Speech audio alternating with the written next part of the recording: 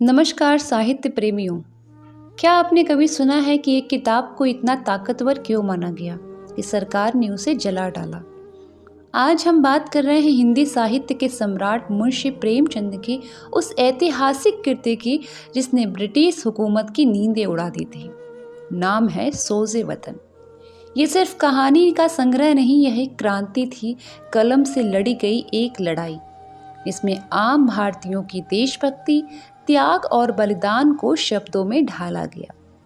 अंग्रेजों को डर था कि अगर यह किताब लोगों ने पढ़ ली तो उनकी हुकूमत की नींव हिल जाएगी, और हुआ भी वही। सोज़े वतन को जब्त कर लिया गया और प्रेमचंद को चेतावनी दी गई। आइए आज हम आपको सुनाते हैं उसी ऐतिहासिक संग्रह की एक कहानी जो न सिर्फ साहित्य का गौरव है बल्कि आज भी हर भारतीय को प्रेरणा देती है। सोज़े वतन कोई साधारण किताब नहीं थी। इसमें कुल 5 कहानियां थीं, जिनमें हर कहानी आज़ादी, बलिदान और देशभक्ति का ऐसा संदेश देती है जो आज भी दिलों को झकझोर देता है। आज हम उसी संग्रह की पहली और अमर कहानी सुनाएंगे, दुनिया का सबसे अनमोल रत्न। प्रस्तुत है दुनिया का सबसे अनमोल रत्न मुंशी प्रेमचंद की कलम से। दिलफिगार एक कटीले पेड़ के नीचे दामन चाक लिए हुए बैठा खून के आंसू रो रहा था। वह सौंदर्य की देवी यानी मलका दिलफरेब का सच्चा और जान देने वाला प्रेमी था। उन प्रेमियों में नहीं जो इत्र फुलेल में बसकर और शानदार कपड़ों से सजकर आशिक के वेश में माशूकियत का दम भरते हैं, बल्कि उन सीधे साधे भोले भाले फिदाइयों में जो जंगल और पहाड़ों से सर टकराते हैं और फरियाद मचाते फिरते हैं। दिलफरेब ने उससे कहा था कि अगर तू मेरा सच्चा प्रेमी है तो जा और दुनिया की सबसे अनमोल चीज़ लेकर मेरे दरबार में आ, तब मैं तुझे अपनी गुलामी में कबूल करूंगी। अगर तुझे वह चीज़ न मिले तो खबरदार इधर रुख न करना, वरना सूली पर खिंचवा दूंगी। दिलफिगार को अपनी भावनाओं के प्रदर्शन का, शिकवे शिकायत का, प्रेमिका की सौंदर्य दर्शन का तनिक भी अवसर न दिया गया। दिलफरेब ने जो ही यह फैसला सुनाया, उसके चौबदारों ने करीब दिलफिगार को धक्के देकर बाहर निकाल दिया। आज 3 दिन से यह आफत का मारा आदमी उसी कटीले पेड़ के नीचे, उसी भयानक मैदान में बैठा हुआ सोच रहा है कि क्या करूं। दुनिया की सबसे अनमोल चीज मुझको मिलेगी? नामुमकिन। और वह है क्या? कारू का खजाना, आबे हयात, खुसरो का ताज, जामे जम, तख्ते ताउस, परवेज की दौलत? नहीं, यह चीजें तो हरगिज नहीं। दुनिया में जरूर इनसे भी महंगी, इनसे भी अनमोल चीजें मौजूद है, मगर वह है क्या और कहाँ है? कैसे मिलेगी? या खुदा मेरी मुश्किल क्यों कर आसान होगी? दिलफिगार इन्हीं ख्यालों में चक्कर खा रहा था और अक्ल कुछ काम न करती थी। मुनीर शामी को हातिम सा मददगार मिल गया। ऐकाश कोई मेरा भी मददगार हो जाता। ऐकाश मुझे भी उस चीज़ का जो दुनिया की सबसे बेसकीमती चीज़ है नाम बतला दिया जाता। भला से वह चीज़ हाथ ना आती, मगर मुझे इतना तो मालूम हो जाता कि वह किस किस्म की चीज़ है। मैं घड़े बराबर मोती की खोज में जा सकता हूँ। मैं समंदर का गीत, पत्थर का दिल, मौत की आवाज़ और इनसे भी ज़्यादा बेनिशान चीज़ों की तलाश में कमर कस सकता हूँ। मगर दुनिया की सबसे अनमोल चीज़ यह मेरी कल्पना की उड़ान से बहुत ऊपर है। आसमान पर तारे निकल आए थे। दिलफिगार यकायक खुदा का नाम लेकर उठा और एक तरफ को चल पड़ा। भूखा प्यासा, नंगे बदन, थकन से चूर, वह बरसों वीरानों और आबादियों की खाक छानता फिरा, तलवे कांटों से छलनी हो गए। शरीर में हड्डियां ही हड्डियां दिखाई देने लगी, मगर वह चीज़ जो दुनिया की सबसे बेशकीमती चीज़ थी, न उसे मिली और न उसका कुछ निशान मिला। एक रोज वह भूलता भटकता एक मैदान में जा निकला, जहां हजारों आदमी गोल बांधे खड़े थे।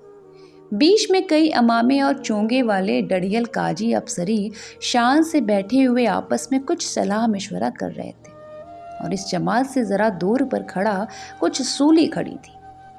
दिलफिगार कुछ तो कमजोरी की वजह से, कुछ वहां की कैफियत देखने के इरादे से ठिठक गया।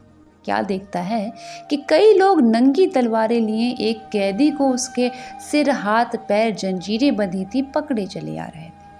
सूली के पास पहुंचकर जब सिपाही रुक गए और कैदी की हथकड़ियां बेड़ियां सब उतार ली गई। इस अभागे आदमी का दामन सैकड़ों बेगुनाहों के खून के छींटों से रंगीन था। उसका दिल नेकी के ख्याल और रहम की आवाज से जरा भी परिचित न था। उसे काला चोर कहते हैं।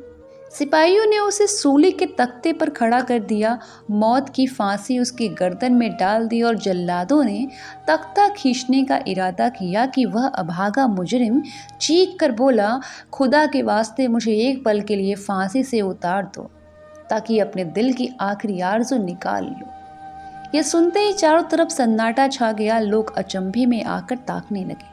काजियों ने एक मरने वाले आदमी की अंतिम याचना को रद्द करना उचित न समझा और बदनसीब पापी काला चोर जरा देर के लिए फांसी से उतार लिया गया। इसे भीड़ में एक खूबसूरत भोला भाला लड़का एक छड़ी पर सवार होकर अपने पैरों पर उछल उछल फर्जी घोड़ा दौड़ा रहा था और अपनी सादगी की दुनिया में ऐसा मगन था कि जैसे वह इस वक्त सचमुच किसी अरबी घोड़े का शहसवार है। उसका चेहरा उस खुशी से कमल की तरह खिला हुआ था जो चंद दिनों के लिए बचपन में ही हासिल होती है, जिसकी हमको याद मरते दम तक नहीं भूलती। उसका दिल अभी तक पाप की गर्द और धूल से अछूता था। मासूमियत उसे अपनी गोद में खिला रही थी। बदनसीब काला चोर फांसी से उतरा, हजारों आंखें उस पर गड़ी हुई थी। वो उस लड़के के पास आया और उसे गोद में उठाकर प्यार करने लगा।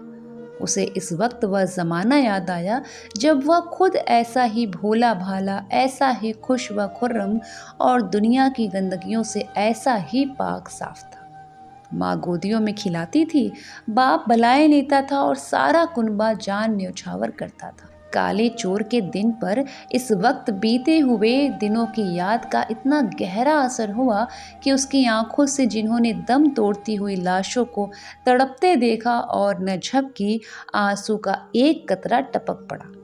दिलफिकार ने लपक कर उस अनमोल मोती को हाथ में ले लिया और उसके दिल से कहा, बेशक यह दुनिया की सबसे अनमोल चीज़ है जिस पर तख्त ताउस और जामे जम और आबे हयात और ज़रे परवेज सब न्योछावर है।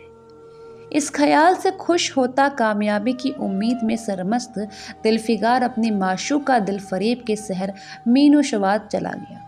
मगर जो जो मंजिलें तय होती जाती थीं, उसका दिल बैठ जाता था कि कहीं उस चीज़ की जिसे मैं दुनिया की सबसे बेशकीमती चीज़ समझता हूँ, दिलफरेब की आंखों में कद्र न हुई तो मैं तो फांसी चढ़ जाऊँगा और इस दुनिया से नामुराद हो जाऊँ। लेकिन जो भी हो, अब तो किस्मत आजमाई है। आखिरकार पहाड़ और दरिया तय करते शहर मीनोशवात में आ पहुंचा और दिलफरेब की ढ्योड़ी पर जाकर विनती की कि थकान से टूटा हुआ दिलफिकार खुदा के फजल से हुक्म की तामील करके आया है और आपके कदम चूमना चाहता है। दिलफरेब ने फौरन अपने सामने बुला भेजा और एक सुनहरे पर्दे की ओर से फरमाइश की, यह अनमोल चीज़ पेश करो। दिलफिकार ने आशा और भय की एक विचित्र मनस्थिति में वह बूंद पेश की और उसकी सारी कैफियत बहुत पुरअसर लफ्ज़ों में बयान की। दिलफरेब ने पूरी कहानी बहुत गौर से सुनी और वह भेंट हाथ में लेकर ज़रा देर तक गौर करने के बाद बोली, दिलफिकार, बेशक तूने दुनिया की एक बेशकीमती चीज़ ढूंढ निकाली। तेरी हिम्मत और तेरी सूझबूझ की दाद देती हूँ, मगर ये दुनिया की सबसे बेशकीमती चीज़ नहीं। इसीलिए तू यहाँ से जा और फिर कोशिश कर। शायद अब की तेरे हाथ वह मोती लगे और तेरी किस्मत में मेरी गुलामी लिखी हो। जैसा कि मैंने पहले ही बतला दिया था कि मैं तुझे फांसी पर चढ़वा दूंगी, मगर मैं तेरी जाग बख्शी करती हूँ इसलिए कि तुझमें वह गुण मौजूद है जो मैं अपने प्रेमी में देखना चाहती हूँ और मुझे यकीन है कि तू ज़रूर कभी न कभी कामयाब होगा।